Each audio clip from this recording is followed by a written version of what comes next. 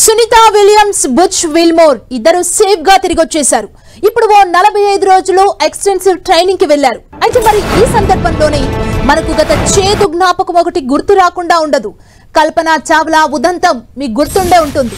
అంతరిక్షంలో అడుగుపెట్టిన తొలి Indo American Kalpana Chawla February 1, 2003లో స్పేస్ షటిల్ కొలంబియా రీఎంట్రీ సమయంలో చనిపోయారు.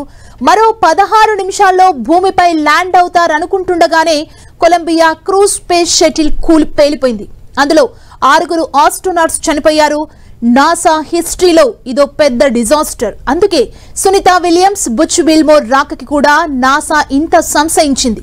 అన్ని రకాల అనుమానాలను, అడ్డంకుల్ని తొలగించుకుని కానీ భూమిపైకి తీసుకురాలేదు. ఎందుకంటే కల్పనా చావ్లా విషయంలో జరిగింది సునీత విలియమ్స్ విషయంలో జరగకూడదని గట్టిగా నిర్ణయించుకుంది. కాబట్టి అందుకే private space agency space X సాయాన్ని తీసుకుంది.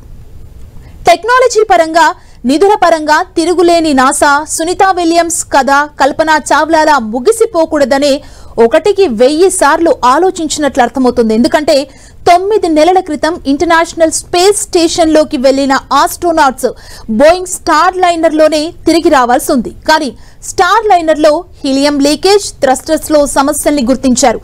వెంటనే దాన్ని పక్కన పెట్టేశారు. కింద నుంచి అంటే భూమిపై రాజకీయంగా మరో రకంగా ఎంత ఒత్తిడి వచ్చినా సరే సునీత విలియమ్స్ రిటర్న్ జర్నీని హడావిడిగా తీసుకోలేదు. అంతెందుకు మార్చి 12న బయలుదేరాల్సిన డ్రాగన్ క్రూ ఒకరోజు వాయిదా పడింది కూడా ఇందుకే. కల్పనా చావ్లా విషయంలో ఏం జరిగిందంటే అప్పట్లో కల్పనా చావ్లా ప్రయాణించింది కొలంబియా స్పేస్ షటిల్లో. కానీ ఇప్పుడు సునీత విలియమ్స్ జర్నీ చేసింది డ్రాగన్ క్రూజ్ స్పేస్ క్రాఫ్ట్. రెండింటికి కూడా చాలా తేడా ఉంది. అప్పట్లో కల్పనా చావ్లా రిటర్న్ అయిన స్పేస్ షటిల్ పూర్తిగా మనుషుల కంట్రోల్లో నడిచిన రాకెట్. కానీ డ్రాగన్ క్రూ మాత్రం పూర్తిగా ఆటోమేటెడ్. అంటే ఎక్కడ దిగాలి, ఎంత వేగంతో భూకక్షలోకి చేరాలి, ఎంత వేగంతో తిరిగి భూమిపైకి రావాలి, ఇదంతా కూడా పూర్తిగా ఆటోమేషన్ పద్ధతిలో జరిగింది.